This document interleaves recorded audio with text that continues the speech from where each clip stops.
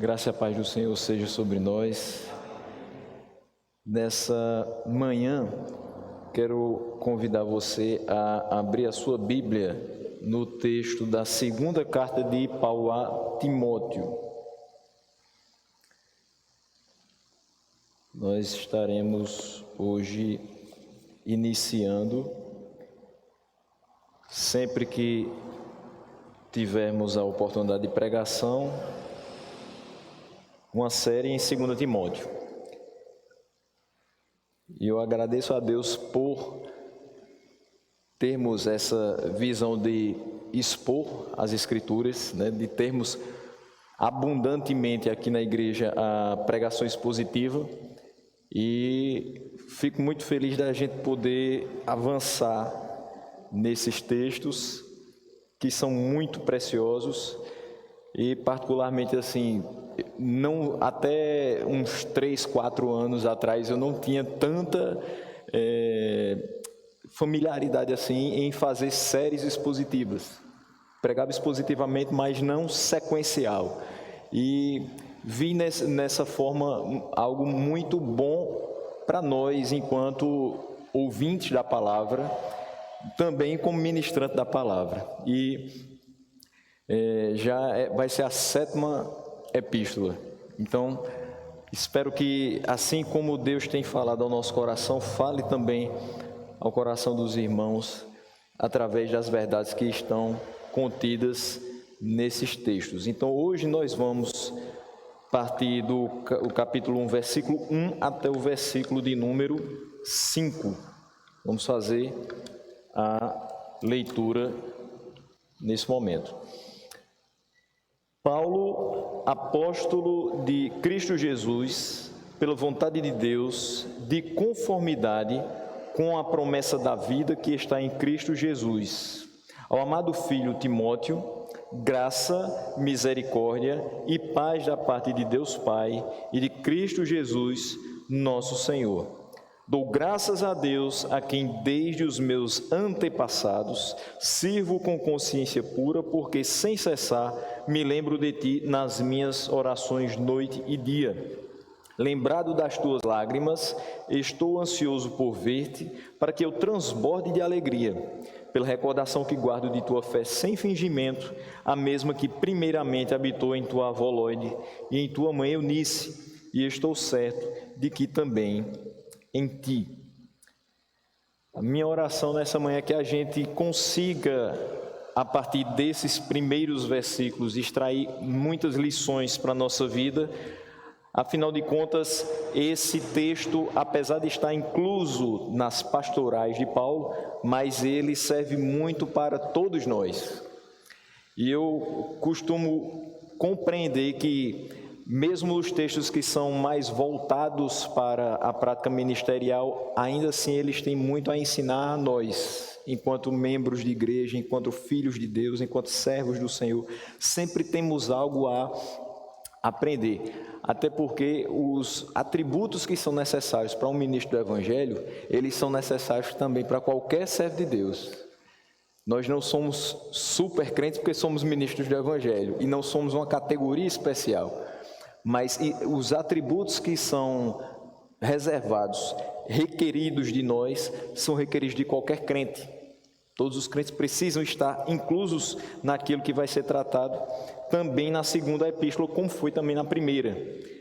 Quem já teve a oportunidade de ler mais extensivamente a primeira epístola, vai saber que no capítulo 3 vai estar lá muito bem explicado quais são os deveres, quais são os requisitos dos ministros do Evangelho, dos presbíteros, e não somente deles, mas também de suas esposas. E isso é muito importante porque ninguém fica de fora. Todos têm aqueles requisitos que são repassados e da mesma forma que para a nossa salvação, qualquer texto bíblico a gente vai chegar no dia final e vai ser indesculpável em relação a tudo que aqui estava escrito. Porque todas as coisas que Deus nos requer, Ele também expõe nas Escrituras, de modo que a gente compreenda o porquê e o para quê de todas as coisas. E nessa introdução hoje, é claro que ela vai ter um caráter mais como se fosse um estudo do que como uma pregação, porque a gente vai estar andando aqui não somente em 2 Timóteo, mas em outros textos, para que a gente possa compreender principalmente o contexto em que essa carta foi escrita. E obviamente nas próximas ministrações isso já não vai se fazer mais necessário, mas hoje sim, para que a gente principalmente consiga compreender, continuar compreendendo na realidade, porque quem escutou a pregação de terça-feira ouviu bastante acerca de Timóteo, então hoje vai compreender ainda mais a importância desse irmão, desse servo de Deus, na vida de Paulo e na vida da igreja de Éfeso e de outras igrejas também. Então a gente começa com quem escreve a carta. A gente olha 2 Timóteo, quem escreve essa carta.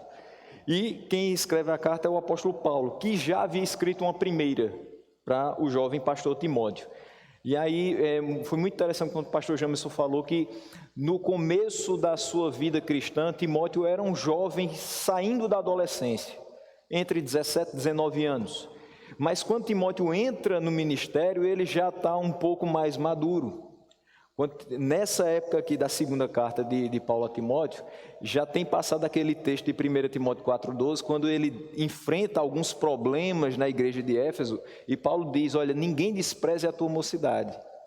Pelo contrário, torna-te padrão dos fiéis na palavra, no amor, no procedimento, na fé e na pureza.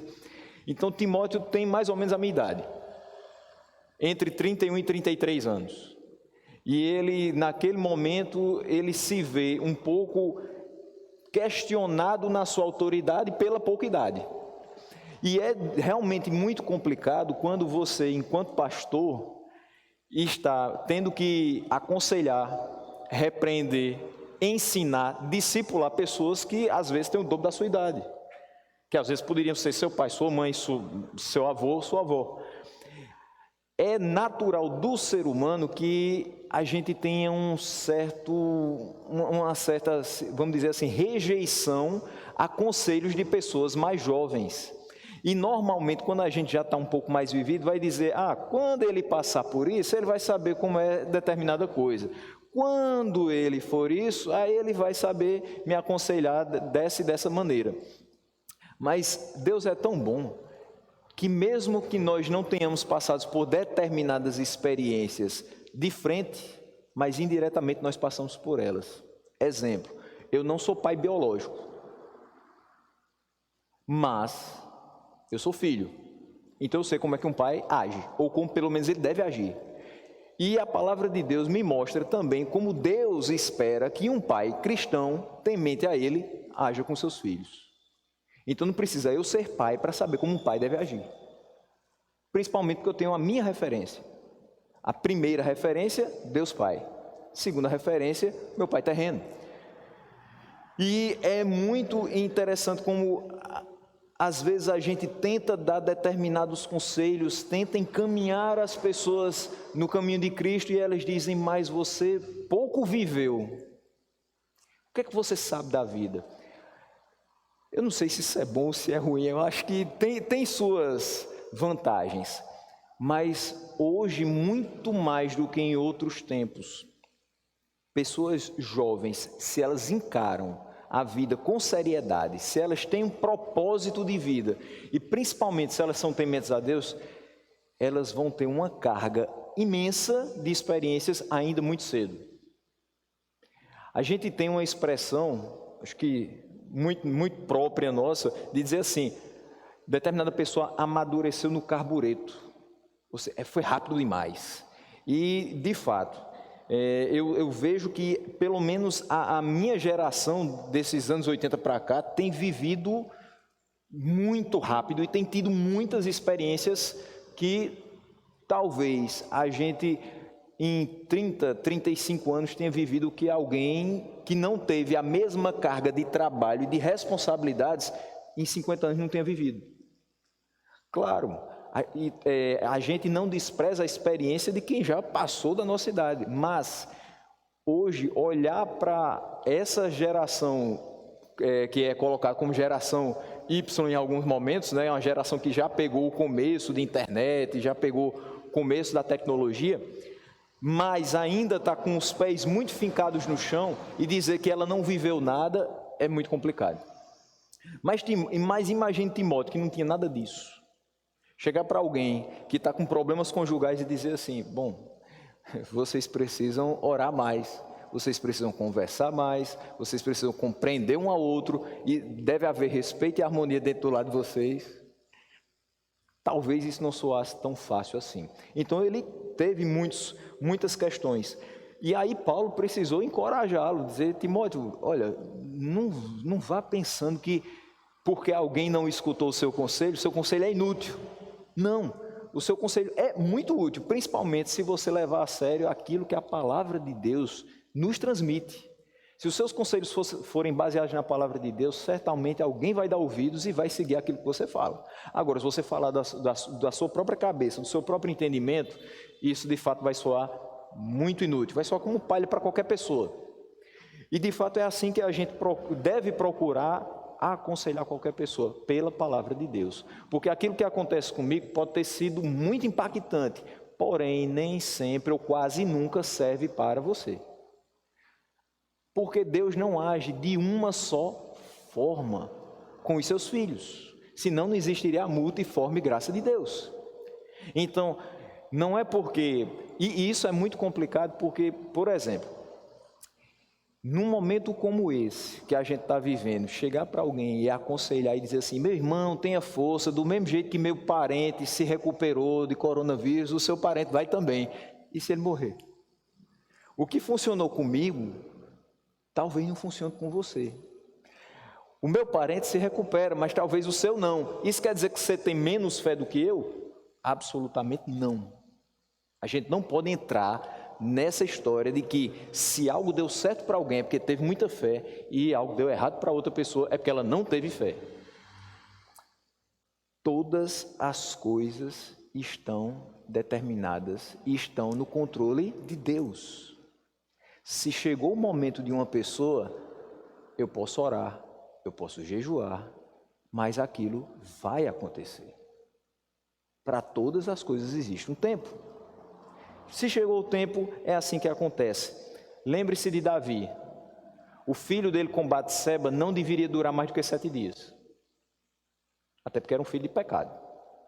Davi orou, jejuou, colocou pano de saco, cinza sobre si, mas o filho morreu. Mas já o segundo filho diz a palavra que Deus amou. Então veja, o que serviu para o primeiro, não serviu para o segundo. Então a gente precisa analisar as coisas muito cuidadosamente. Então, naquela primeira carta, existia um grande desafio para Timóteo. Paulo pediu que ele ficasse ali em Éfeso e batalhasse pela fé cristã contra os intentos e os artifícios dos falsos mestres, para que eles não ensinassem outra doutrina e nem se ocupassem com fábulas e genealogias sem fim. O que acontecia então ali com eles? Eles começaram a falar determinadas coisas e se preocupar com determinados detalhes das Escrituras que só provocavam discussão e não serviço de Deus. Enquanto todos deveriam estar trabalhando unânimes na causa do Senhor, muitos estavam procurando fazer contendas.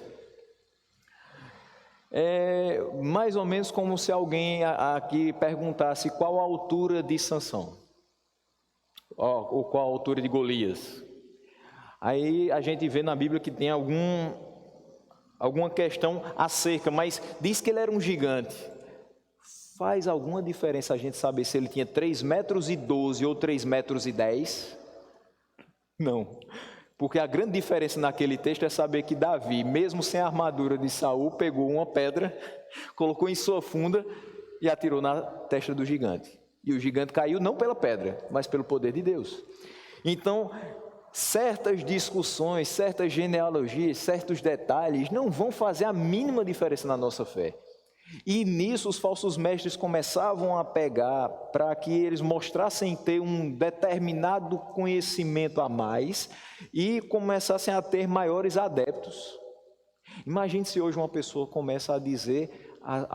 óbvio que hoje talvez não tenha um impacto que tinha há um tempo atrás, mas imagine 70 anos atrás, alguém chegasse e dissesse assim: Jesus Cristo vai voltar no dia 19 de novembro de 2020. Muita gente acreditaria e diria: rapaz, essa pessoa deve ter uma intimidade imensa com Deus, porque ela sabe o dia da volta de Cristo. Muitos pensaram assim durante a história da humanidade, só que hoje a gente sabe que não dá, pelas mais diversas experiências. Só que os falsos mestres lançam uma ideia para que as pessoas os vejam como pessoas mais espirituais, pessoas mais conhecedoras. E isso não vai provocar nas pessoas um sentimento de urgência em fazer o serviço de Deus, mas somente discussões que não vão levar para lugar nenhum. Timóteo deveria trabalhar para que isso não acontecesse. E o destinatário dessa carta novamente vai ser Timóteo. Nessa segunda carta, ele continua enfrentando os mesmos problemas. E isso é muito complicado, quando você já está trabalhando num campo onde os problemas aparecem, você começa a trabalhar em cima deles, você tem orientações para que aquilo seja diminuído ao máximo, mas os problemas continuam acontecendo. Os problemas continuam vindo. E aí é natural do ser humano que a gente comece a arrefecer, a gente comece a esmorecer, comece a ficar pensando: eu não sou capaz de resolver essas questões. Porque já faz um bom tempo que Paulo me escreveu, me deu orientações, eu comecei a batalhar pela fé, eu comecei a defender a verdade da fé, mas os problemas continuam acontecendo. E aí Timóteo precisava sim de encorajamento. Eu não acredito que Timóteo fosse uma pessoa simplesmente tímida, covarde. Eu acho que Timóteo era alguém decidido, mas os problemas eram muito volumosos e eram de difícil resolução. Então ele precisava de encorajamento para que ele não viesse a desanimar na primeira dificuldade, nem na segunda, nem na terceira. Eu imagino na vida de um pastor jovem como Timóteo chegar numa igreja e dar determinadas diretrizes e determinadas orientações e receber rejeição no primeiro ponto. Ele não pode ficar triste de primeiro e dizer assim: eu vou deixar essa igreja porque as pessoas não me ouvem. Ele vai continuar tentando, principalmente orando para que os ouvidos sejam abertos para a verdade do Evangelho, não para as verdades dele. E aí, com o passar do tempo, se isso continua a acontecer, rejeição com relação à palavra dele, com relação à palavra de Deus, vinda da boca dele, é necessário encorajamento. Lendo nesses últimos dias um livro maravilhoso chamado Reset, Vivendo no Ritmo da Graça numa Cultura Estressada, do pastor David Murray, eu encontrei que nos Estados Unidos, 70% mais do que há 30 anos, pastores com menos de 5 anos de um ministério estão saindo de cena. Imagine só. Eu estou nesse meio aí, né? Eu tenho de pregação, eu tenho 12 anos, mas de ordenação 2. Então, entre 2 e 5 anos, os pastores têm deixado os seus campos porque simplesmente não aguentam. Seja pressão, seja rejeição, seja o cansaço físico, o cansaço mental e às vezes a falta de preparo espiritual também para todas essas questões. Então, um pastor precisa de encorajamento? Sempre. Independente se ele tenha menos de 5 anos de ministério ou se ele já esteja no final do seu ministério, ele sempre vai precisar de encorajamento. Porque o que a gente faz aqui não é simplesmente uma palestra. O que a gente faz aqui não é dar um estudo simplesmente. O que a gente faz aqui é mostrar para o pecador que as janelas do céu continuam abertas e que Deus continua poderoso para salvar o pecador. Ou seja, em uma última instância, o que a gente faz aqui não somente glorifica a Deus e deve glorificar todas as vezes, mas também disso aqui, no plano eterno de Deus, depende o destino eterno dos homens. Porque a pessoa só vem a Deus quando ela é atraída pelo Evangelho. A fé só vem pelo ouvir a pregação da palavra de Cristo. Então, de forma alguma a gente pode fazer a pregação de qualquer maneira, despreparado, ou achando que a gente está fazendo qualquer coisa trivial do dia a dia. Pelo contrário. Mas isso requer muito de nós. Não somente Timóteo tinha dores no estômago, frequentes, que Paulo fala sobre isso. A gente lê que Charles Spurgeon tinha depressão. E hoje a gente vê pessoas dizendo assim, depressão é falta de Deus, é o diabo, é o demônio na vida. Não, é uma doença que precisa ser tratada com muito cuidado. Por quê? Porque grandes homens de Deus tiveram, sim, uma personalidade mais melancólica, foram atingidos pela depressão, mas nem por isso deixaram de fazer a obra.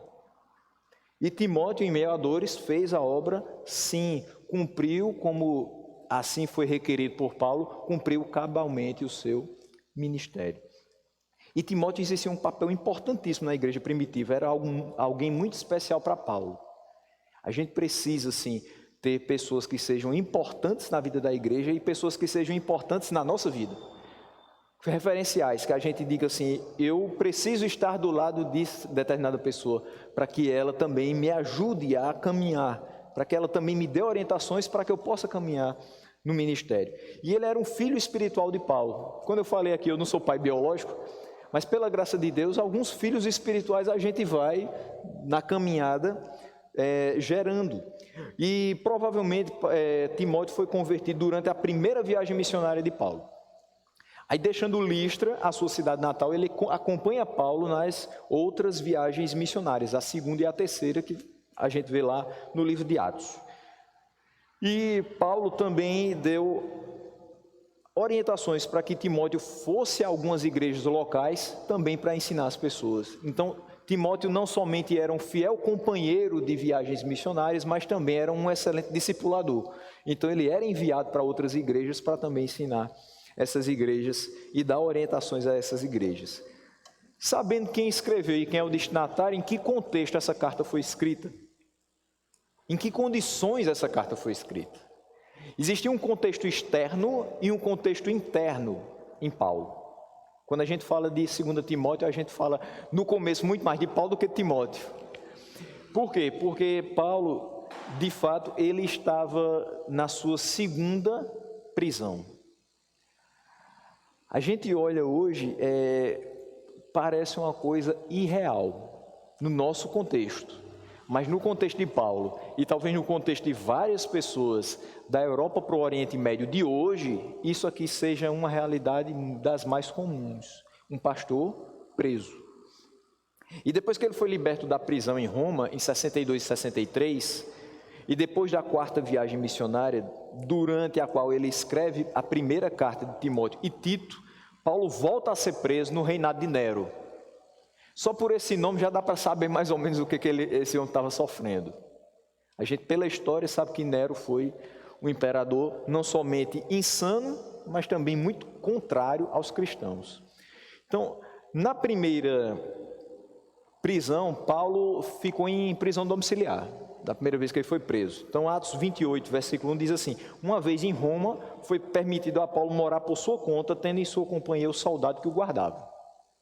Então, dá para a gente ver que, e em outros versículos, a gente vai perceber que ele recebia as pessoas que o procuravam. No versículo 30 do mesmo capítulo, Atos 28, ele diz assim: por 2 anos permaneceu Paulo na sua própria casa, que alugara, onde recebia todos que o procuravam. Então, ele estava preso? Sim. Ele não poderia sair da sua casa? Não poderia. Mas ele poderia receber pessoas, ensinar a palavra, aconselhar e continuar fazendo o seu ministério. Só que agora, preso por Nero, em 66, 67 a.C., ele está numa masmorra fria. Ele está totalmente isolado das pessoas que o acompanhavam no ministério. Ele não pode mais receber essas pessoas com a frequência que ele recebia quando estava na primeira prisão domiciliar. E ele agora está acorrentado como um criminoso comum.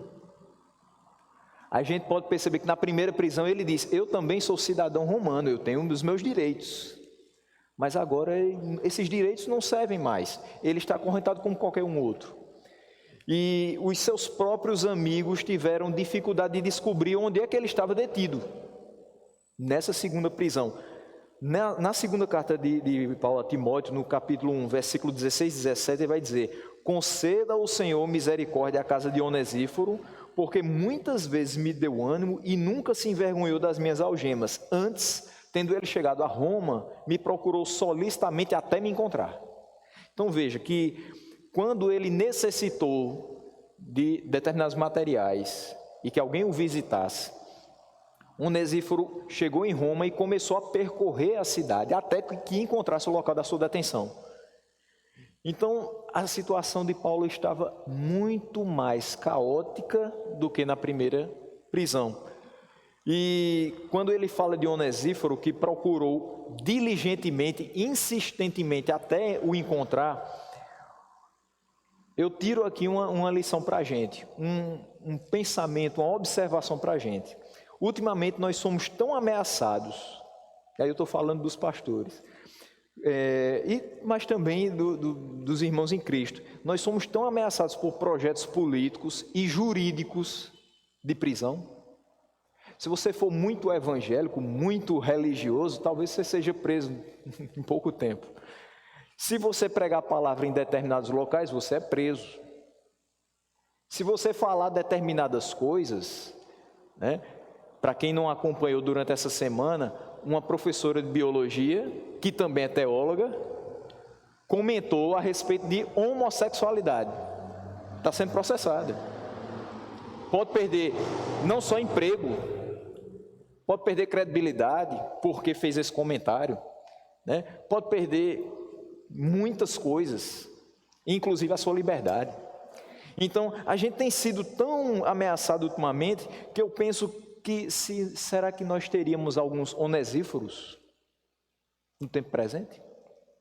Pessoas que iriam nos visitar na cadeia e nos animar, dizendo, olha, você perdeu quase tudo, inclusive a sua liberdade, porque você defendeu a fé, mas continue, não volta atrás, não negue sua fé. Será que a gente teria, ou nos restaria apenas a família mais próxima? Talvez mulher e filhos para nos visitar, talvez o nosso pai e a nossa mãe, que se colocaria naquela situação humilhante de entrar num presídio, que é, para quem já foi, e diria assim, eu preciso visitar o meu parente, que está aí por defender a fé cristã, que eu também defendo. Será que teríamos esses onesíforos para nos aplacar a solidão do cárcere, ou apenas nos restaria a nossa família mais próxima? Pensemos a respeito. Mas Paulo sabia não somente que a sua situação era complicada, mas ele sabia que a sua obra tinha sido concluída e que a sua vida estava quase no fim. Essa é uma carta de despedida, é a última carta que Paulo escreve. No finalzinho dela, no capítulo 4, versículos 6 a 8, o texto que o pastor Jamerson citou, terça-feira à noite. Quanto a mim, estou já sendo oferecido por libação. O tempo da minha partida é chegado. Ele tinha total certeza que estava no fim de vida. E aí ele olha para toda a sua vida e diz, eu combati o bom combate. Ele está certo de que fez aquilo para o que foi requerido durante toda a sua trajetória como apóstolo. E ele diz, eu completei a carreira. Resta mais alguma coisa a fazer? Não. Eu estou chegando nos momentos finais, eu completei a carreira. E eu guardei a fé. Já agora a coroa da justiça me está guardada, a qual o Senhor reto juiz me dará naquele dia. Ele estava olhando agora para aquela eterna esperança que a gente tanto almeja alcançar. E ele diz, mas não somente a mim, mas também a todos quantos amam a sua vinda. Então ele diz, eu cheguei no fim da minha vida, estou aproveitando os últimos momentos, orientando aquele que fez tanto comigo e que vai continuar fazendo. Mas eu oro para que aqueles que continuam a caminhada pensem da mesma forma que eu, amem a vinda do Senhor, pensem na eternidade, trabalhem como se hoje fosse o último dia e amanhã você estivesse com Cristo. Porque assim você vai trabalhar diligentemente, não vai olhar para as circunstâncias, mas vai apenas pensar nas boas consequências que a palavra de Deus tem provocado na sociedade onde você está. E por isso, por saber que era o último momento, os últimos momentos, Paulo desejava ver Timóteo pelo menos mais uma vez. E aí vem um pensamento. A gente tem essa pessoa que nos últimos momentos está longe da gente, mas que a gente desejaria ver pelo menos mais uma vez. para dar uma orientação, para fazer um agradecimento, para fazer uma oração junto. Paulo tinha pelo menos 3 razões para escrever a Timóteo nessa ocasião. A primeira é que ele se sentia solitário. A gente lembra que na primeira prisão ele recebia as pessoas porque estavam em prisão domiciliar, agora não. Mas não era só por isso, não era só porque ele estava numa masmorra fria que Paulo precisava de se sentir menos solitário. Ele estava solitário porque ele havia sido abandonado. E eu oro a Deus que cada dia menos pastores sejam abandonados, porque esse é outro fator de desânimo no ministério. Parece que a gente chegou num momento da história que os números falam mais alto do que as vidas. Eu entendo que, se, por assim dizer, o grande sucesso do ministério de alguém, ministério pastoral de alguém, é se ele realmente está andando em conformidade com a palavra, isso é ser bem-sucedido ministerialmente, e se pessoas estão sendo convertidas ao Evangelho através da pregação da palavra que sai da sua boca. A fidelidade na pregação e a fidelidade à palavra de Deus, aos propósitos de Deus, isso é o sucesso ministerial. Mas a gente também vê que o discurso vigente não é esse. O que é sucesso ministerial? É ter um templo com 350 pessoas, é ter uma arrecadação mensal da igreja de 100 mil reais, é viajar para o exterior, todas as férias que você tiver, sabe? São coisas assim, né? Um pastor que não tiver um carro de 200 mil reais, ele não é visto como bem-sucedido. Assim, os valores se inverteram. Quando de fato a gente pode perceber que financeiramente a gente pode nem ser dos mais bem colocados, mas se espiritualmente a gente está bem colocado, é o que interessa. Se espiritualmente a gente continua bem preparado, isso é o que interessa. Se as pessoas continuam se dobrando a Deus quando nós pregamos o Evangelho, isso é o que interessa.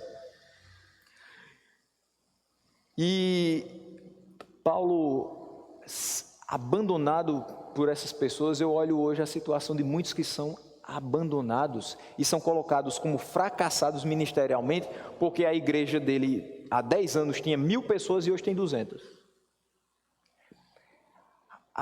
Eu fico com muita dificuldade hoje de entender como a igreja evangélica brasileira, ela cresceu. Numericamente ela cresceu, mas espiritualmente ela inchou. A gente não percebe, principalmente no momento que a gente está vivendo, o impacto dessas 40 milhões de pessoas que o IBGE fala que a gente representa.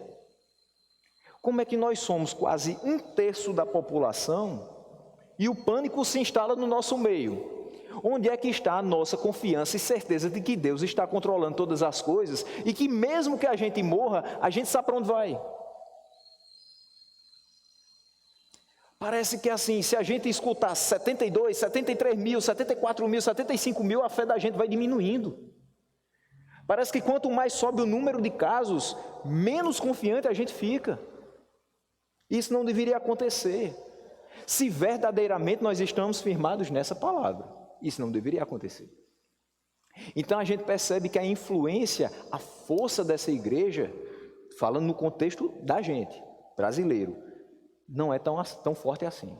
Então, se muitos têm deixado determinados campos e muitos pastores se sentem solitários porque outros o abandonaram, isso não representa que de fato o seu ministério é fracassado.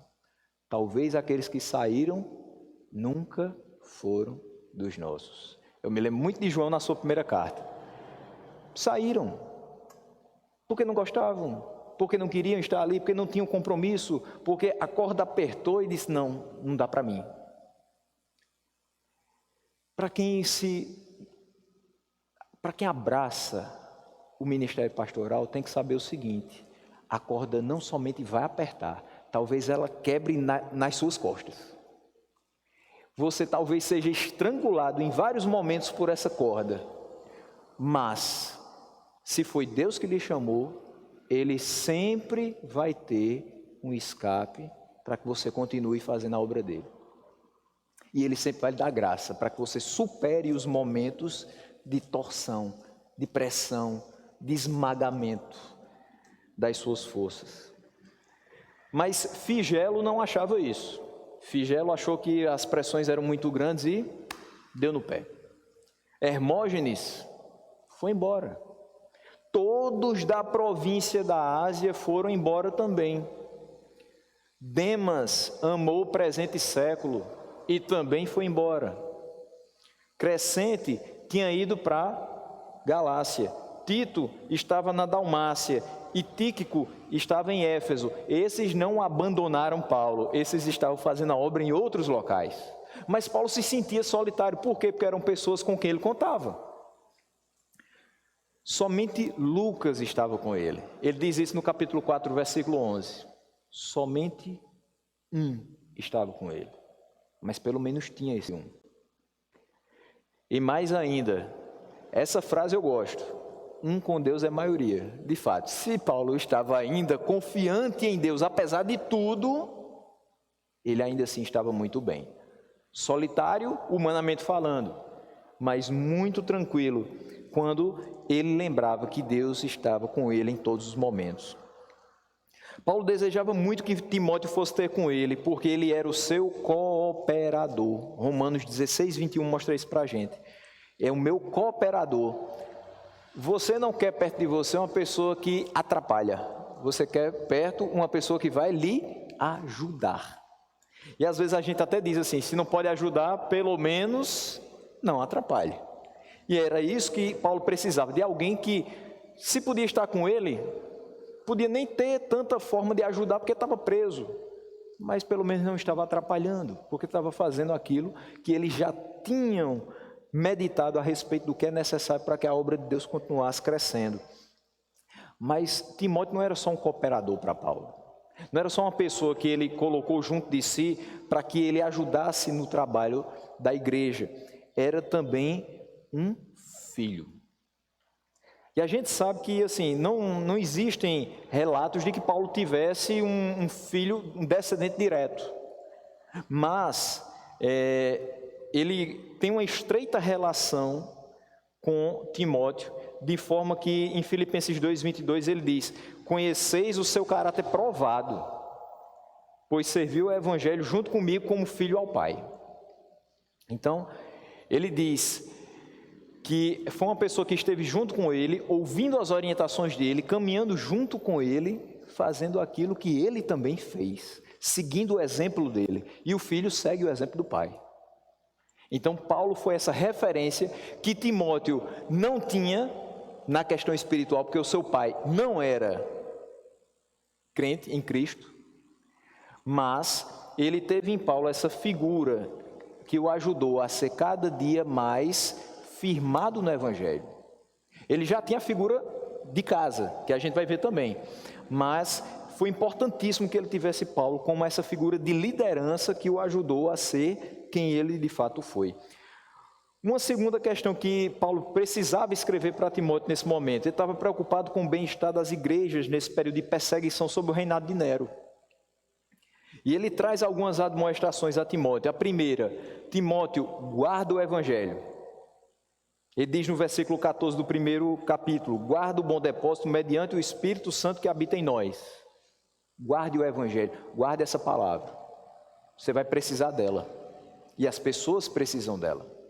Guarde o Evangelho. A segunda demonstração: persevere no Evangelho.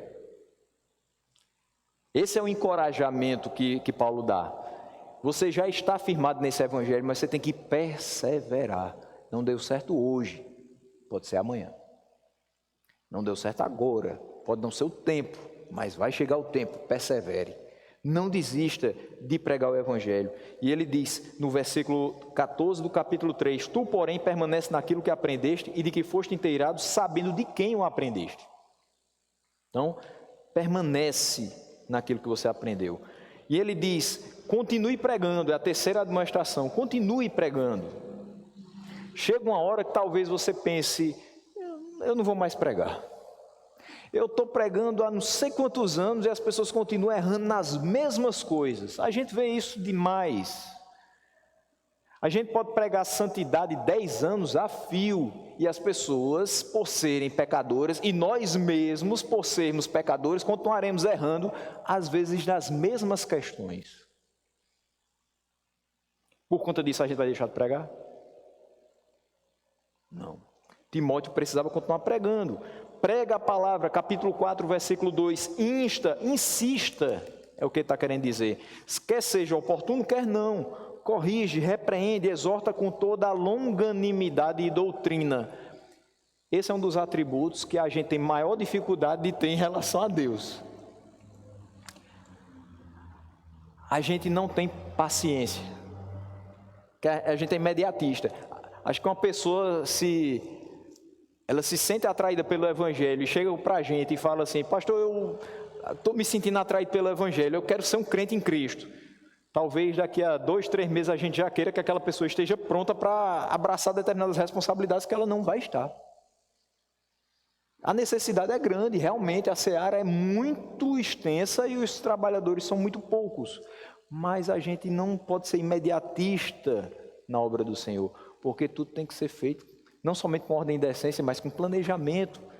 É tempo que se gasta para que as pessoas fiquem mais prontas, porque pronto a gente nunca vai estar.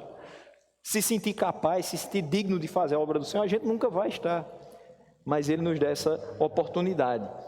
Então, tudo que a gente faz na pregação é com longanimidade. A gente tem que ter uma grande paciência e ensinar a doutrina.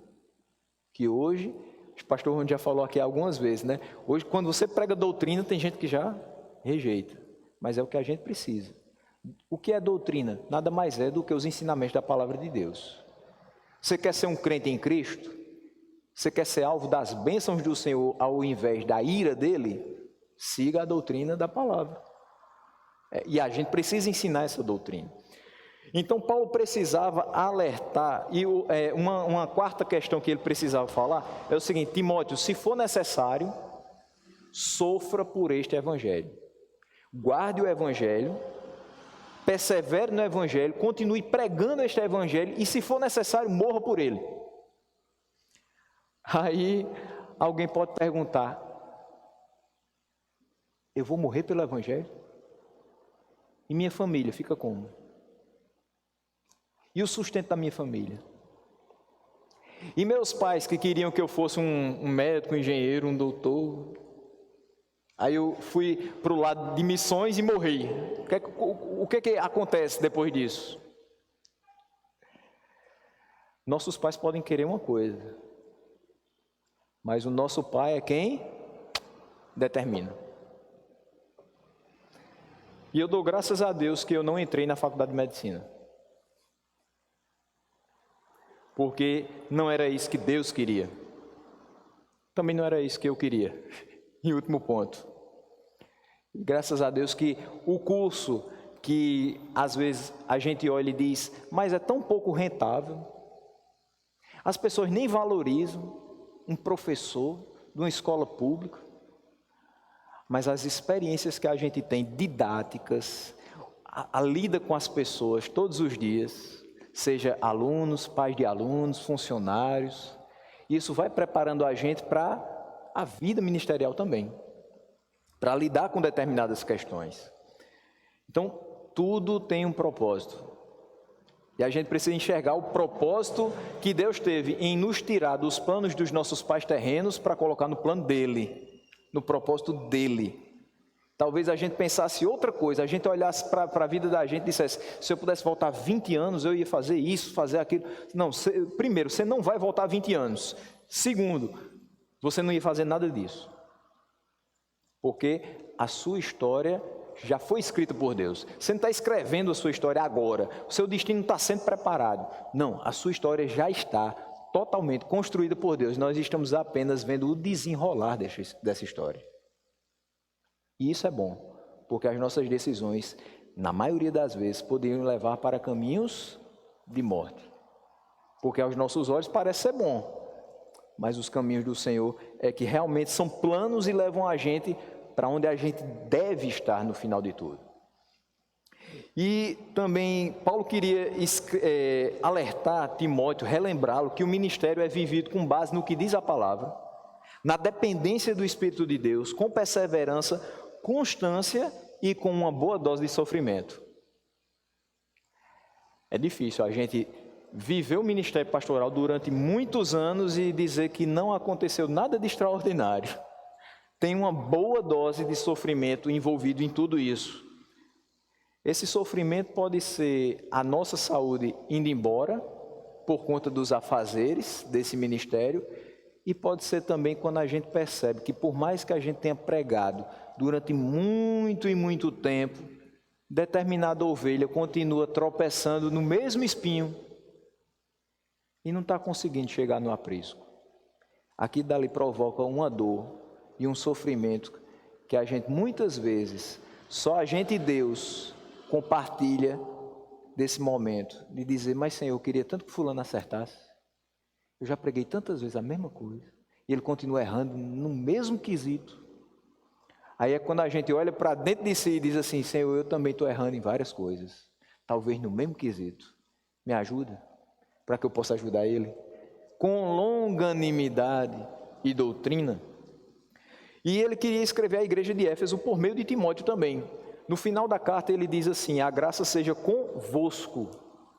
Então ele fala na segunda pessoa do plural. Isso implica que a carta não é somente para que Timóteo leia e guarde o conhecimento para ele, mas também importava que a igreja de Éfeso tomasse conhecimento de todas essas instruções. Por isso que eu disse no início, é uma carta pastoral? Sim, mas é também uma carta para todos os crentes de Éfeso. E é uma carta muito pessoal, porque Paulo sabe que está no final da sua vida. Tem um tom de despedida nessa carta. Então é importante que eles possam entender tudo isso. Por último, nessa introdução, eu quero registrar que como última das cartas de Paulo, 2 Timóteo é especialmente importante, porque vai nos fornecer algumas percepções a respeito desse final de vida de Paulo. E as palavras relativas a esses momentos finais vão revelar um coração confiante na fidelidade de Deus. Paulo viveu aquele tempo todinho confiando que Deus é fiel. Isso a gente percebe tranquilamente, mas também certo de que ele havia cumprido os mandados divinos com relação à sua missão. Foi dada uma missão a ele, ele diz, eu combati o bom combate, eu completei a carreira.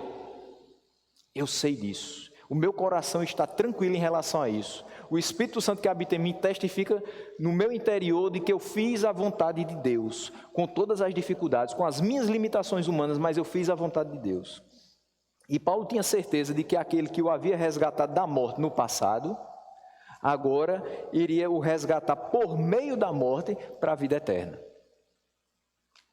A gente andava errante, a gente vivia na prática do pecado, e o Senhor nos resgata da morte através da pregação do Evangelho. No final de tudo, através da morte física, Ele nos livrará também da morte espiritual, da morte eterna, e nos levará para uma vida eterna com Ele. Paulo tinha total consciência e certeza disso. No primeiro versículo, Paulo diz, apóstolo de Cristo Jesus. Assim ele começa as suas cartas de 1ª e 2ª Coríntios, de Gálatas, de Efésios e de Colossenses. E por que Paulo sempre fala que é apóstolo de Cristo Jesus? Não somente porque lá em 2 Coríntios a gente vai perceber que há uma discussão muito grande com relação ao apostolado dele. Um questionamento. Paulo tem como ensinar a Timóteo que ele não desista dos propósitos de Deus na vida dele enquanto ministro do Evangelho e que não desista por conta da rejeição dos outros, porque ele foi rejeitado. Quem era Paulo? Perseguidor do Evangelho.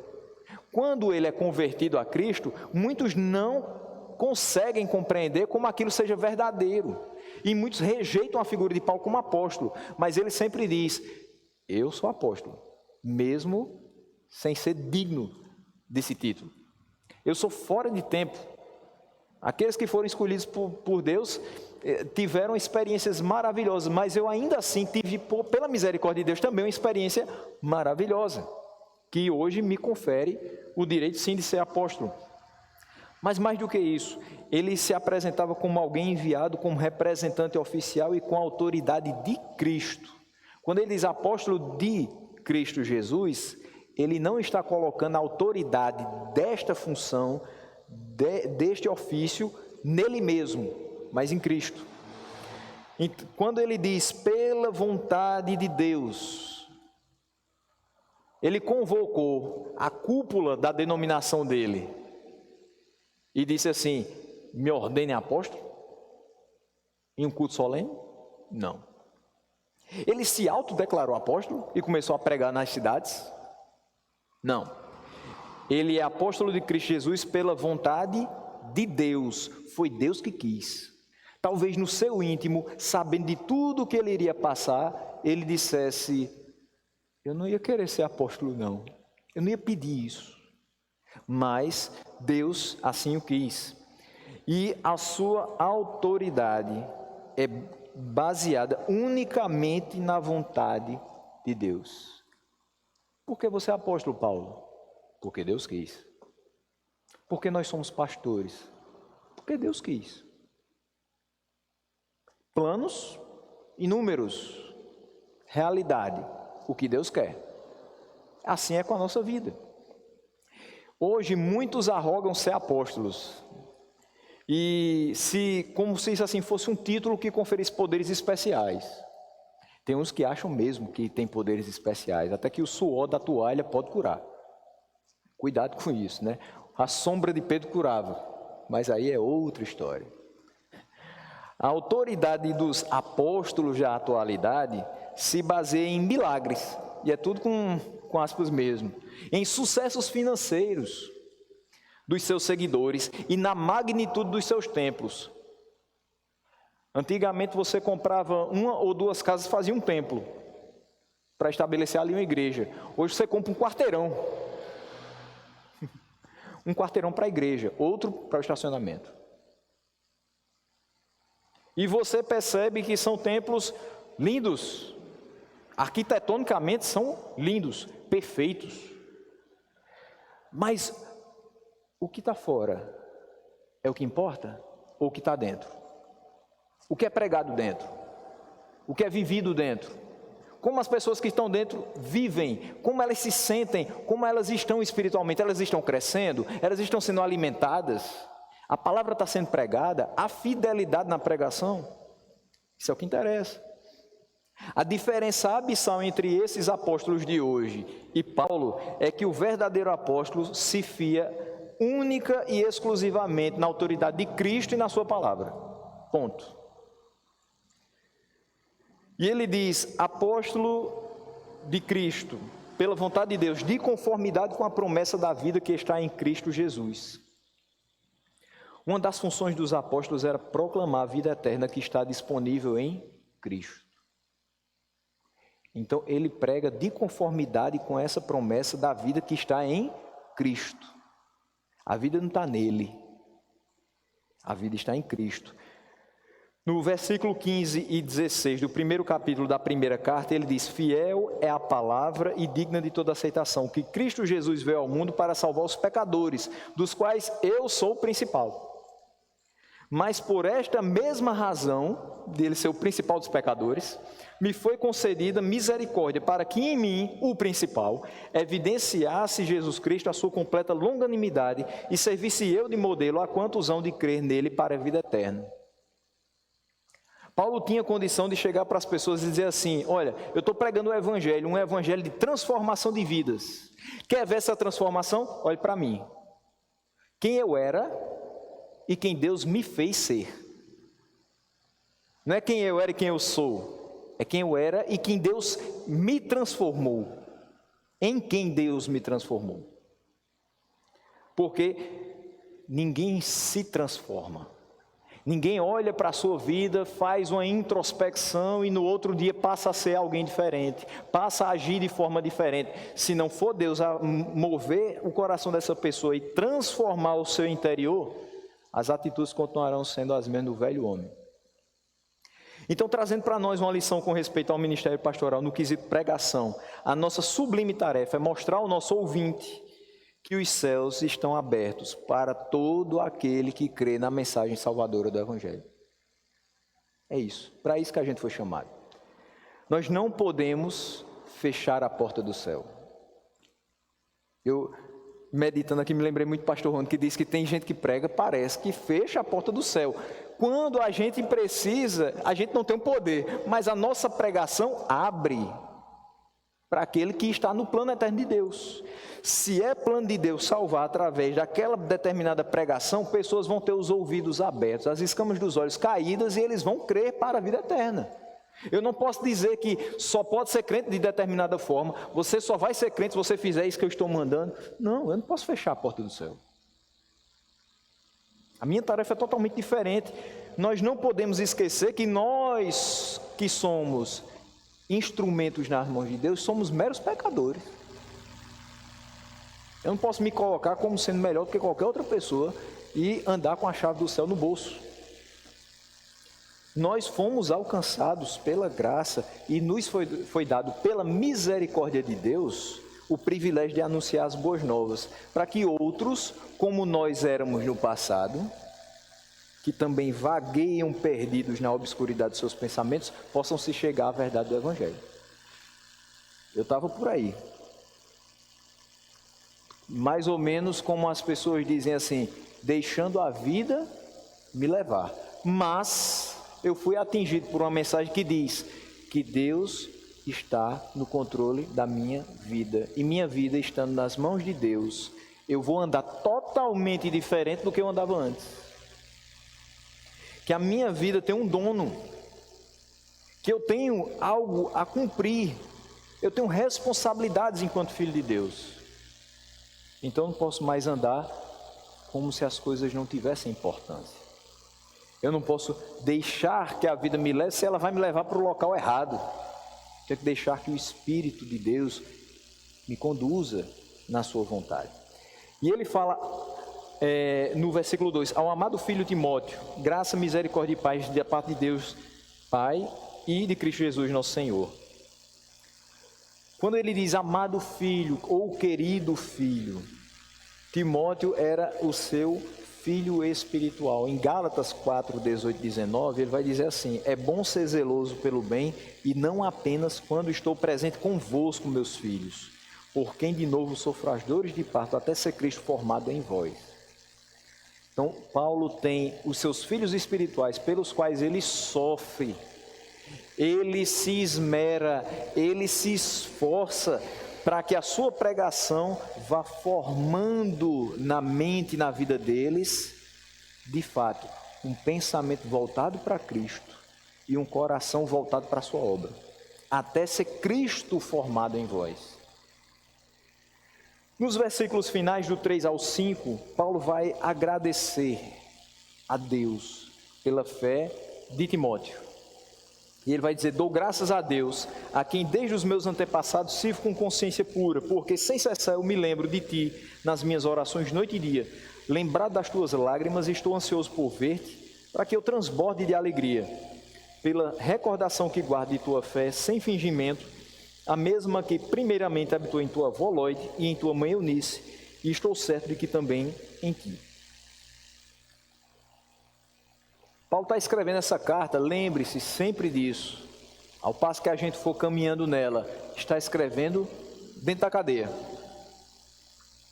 Então pense numa pessoa que está no final de vida, idoso, com as marcas de toda uma caminhada cristã, de açoites, prisões, incompreensões e dificuldades de relacionamento com várias igrejas, principalmente a de Corinto, que era realmente trabalhosa. E pense nessa pessoa agora escrevendo, refletindo acerca da vida e ainda sentindo a necessidade e a responsabilidade de orientar outro. Dizer, antes que eu saia de cena, antes que Deus me tome para si, eu ainda preciso deixar Timóteo com algumas informações. Eu ainda preciso encorajar mais Timóteo. Eu já fiz muita coisa, mas eu ainda tenho isso a fazer. Com isso, Paulo não está querendo dizer assim, eu sou indispensável à obra de Deus. Eu não posso ir antes de fazer isso, porque eu sou indispensável. Ele diz, eu não posso ir antes de fazer isso, porque Deus ainda me chama para isso. Deus ainda me requer isso. Eu sei que quando eu for, Timóteo será um que fará. Eu sei que quando eu for, Tito será outro que fará. Eu sei que quando eu for, Tíquico será outro que fará. Mas eu preciso completar perfeitamente essa minha carreira. E Paulo, em vez de considerar a sua triste e dura situação, ele começa agradecendo a Deus. Ele começa com o coração, o espírito grato a Deus, pelas lembranças que ele tem do seu amado filho e pela sua recente lembrança da fé de Timóteo. Paulo está com Timóteo o tempo todo? Não.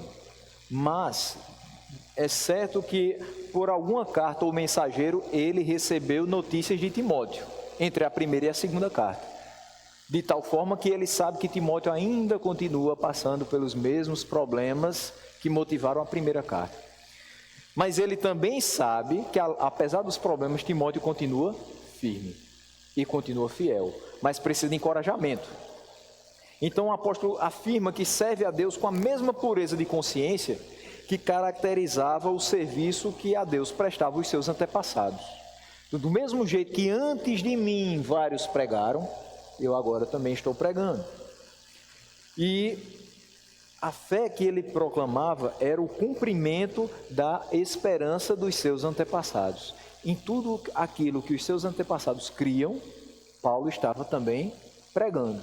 Ele continuava a pregar sobre a mesma esperança. Atos 24, 14 a 16 nos mostra isso. Porém, confesso-te que, segundo o caminho, as pessoas cristãs eram chamadas como os do caminho e eram considerados uma seita, né? Ele diz, do caminho que se chamam seita.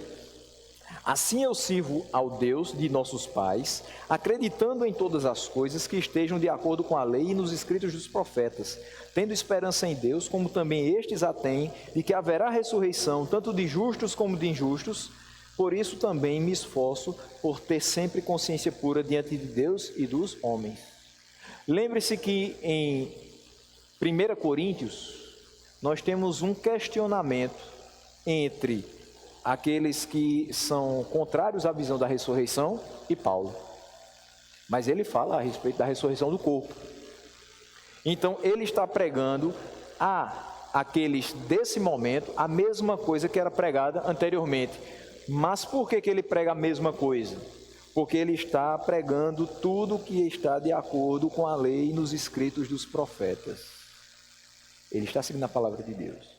Timóteo precisava continuar seguindo na mesma pegada de Paulo. E ele diz no versículo 4, lembrar das tuas lágrimas. Essas lágrimas de Timóteo, a gente pode pensar várias coisas a respeito. Por que Paulo se lembra das lágrimas de Timóteo? Será que Timóteo está tão entristecido com o ministério pastoral que quer sair, estava chorando no ombro de Paulo e dizendo, Paulo, eu quero sair, eu não aguento mais? O que é que você sente quando encontra com uma pessoa que há 10 anos você não vê e que você ama muito? Você sente alegria. E você sente o aconchego do abraço daquela pessoa. E aquilo muitas vezes lhe faz chorar. Paulo tinha Timóteo como um filho espiritual. Timóteo tinha Paulo como um pai. Uma referência de alguém que espiritualmente o estava auxiliando a servir a Deus com integridade. Então, quando eles se viram pela última vez e tiveram essa separação, até que Paulo agora quer novamente ver Timóteo, e rápido, Timóteo chora nessa despedida de Paulo. E ele diz, eu lembro das suas lágrimas. Paulo lembrava das lágrimas que Timóteo tinha derramado na última vez que eles estavam juntos. Certamente, nessas lágrimas tinha o sentimento de Timóteo em relação a Paulo, de que Paulo, depois de ter feito tanta coisa, ainda iria passar por muitas provações por causa do Evangelho. E também nesse choro de Paulo em relação a Timóteo, o sentimento de que Timóteo ainda ia passar por muitas coisas por conta do Evangelho. Até porque ele estava apenas começando. Nesse caso, Paulo poderia dizer tranquilamente, Timóteo, eu já passei por muita coisa, você está só começando. Sabe todos esses problemas com os falsos mestres? Eu já enfrentei vários. Ainda vai vir muito mais para você, mas esteja preparado. Guarde o Evangelho, persevere no Evangelho, confie no Evangelho, pregue o Evangelho e faça com que as pessoas caminhem segundo o Evangelho. E no finalzinho do capítulo 4, ele vai apressar aquilo que ele diz. Ele diz: estou ansioso por ver-te para que eu transborde de alegria. Então é um choro de alegria. E por que ele transbordaria de alegria? Porque estaria diante dele o seu filho na fé, que cumpriu aquilo que Deus o orientou a dizer para ele. Então ele diz: procura vir ter comigo depressa, no versículo 9 do capítulo 4. E no versículo 21 ele diz: apressa-te a vir antes do inverno. Talvez na mente de Paulo passava o seguinte: eu estou nos últimos dias. Timóteo, vem logo. Eu ainda preciso ver você mais uma vez, para que eu possa ir com o coração transbordando de alegria, em ver que tudo o que Deus me colocou para fazer, eu fiz com alegria, e Ele me deu em retribuição muita alegria, ao ver o fruto desse trabalho. Então o apóstolo mostra que o tempo diminuto de vida que lhe restava, o fazia ansiar por algo que lhe daria uma grande alegria, ver novamente seu filho na fé, de quem ele escutava coisas boas, mas principalmente a respeito do seu trabalho e da sua fé, que o mesmo também defendia. E aí o final é fantástico, quando ele diz: pela recordação que guardo de tua fé sem fingimento, a mesma que primeiramente habitou em tua avó Loide e em tua mãe Eunice, e estou certo de que também em ti. Paulo reconheceu a importância da criação de Timóteo, que aconteceu na condição santificada de um lar cristão. Como um lar cristão? O pai de Timóteo não era cristão. E como é que a gente pode chamar esse lar de cristão? Timóteo era um excelente exemplo de uma criança que foi feita santa, separada do mundo por causa da fé dos seus pais. 1 Coríntios 7,14, porque o marido incrédulo é santificado no convívio da esposa, e a esposa incrédula é santificada no convívio do marido crente. De outra sorte, os vossos filhos seriam impuros, porém agora são santos.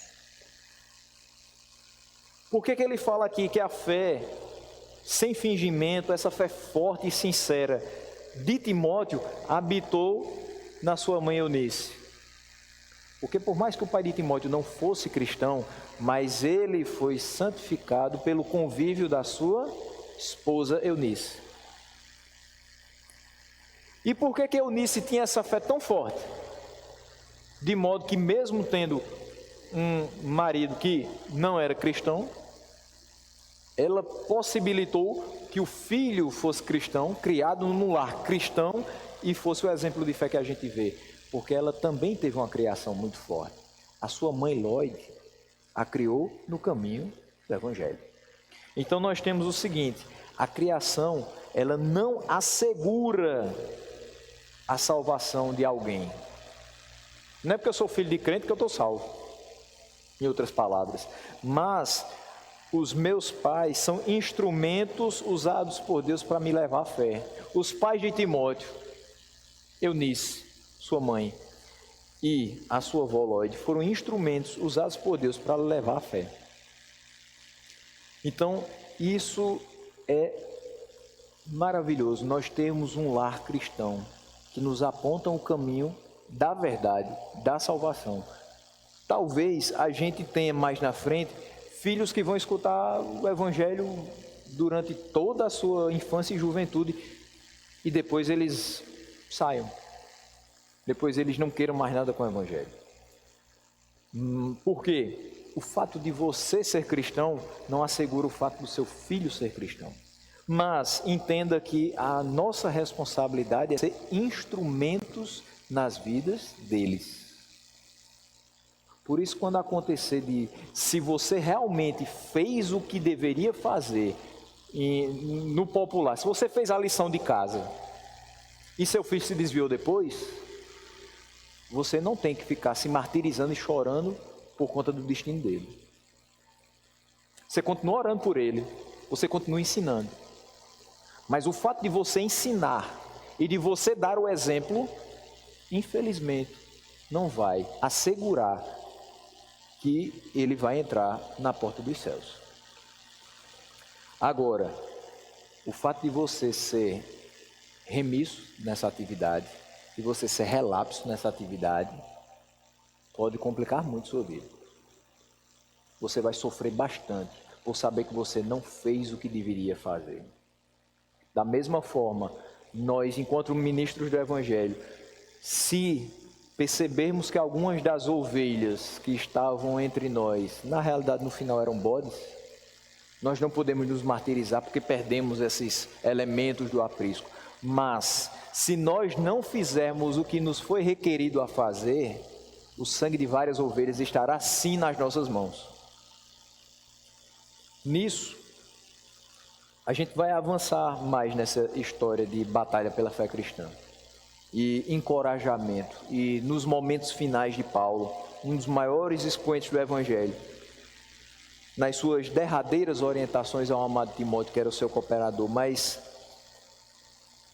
a minha oração é que a gente compreenda a nossa grande responsabilidade com relação ao Evangelho, de pregação, de confiança nesse Evangelho, de guarda desse Evangelho, de propagação desse Evangelho, porque nós fomos chamados em épocas diferentes. Talvez você já nasceu no lar cristão e isso para você seja a coisa mais normal do mundo, ler a palavra, orar, pregar, ensinar as outras pessoas. Talvez você já foi chamado no meio da sua vida, após muito tempo no mundo, aproveitando daquilo que você achava que era aproveitar a vida. Mas independente do momento em que essa caminhada começou, ela precisa ter começado bem. Se ela estiver começando hoje, que ela comece muito bem.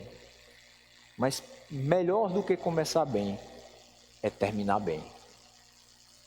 Então, como Paulo terminou bem a sua caminhada e pôde dizer que combateu o bom combate, completou a carreira e guardou a fé, assim também foi com Timóteo. E Deus queira que assim também seja com cada um de nós. Que ao final dessa epístola a gente possa olhar para a nossa vida, olhar para tudo isso aqui e dizer: Senhor, graças te dou porque estou caminhando nos trilhos certos. Sei que isso não é mérito meu, é graça tua.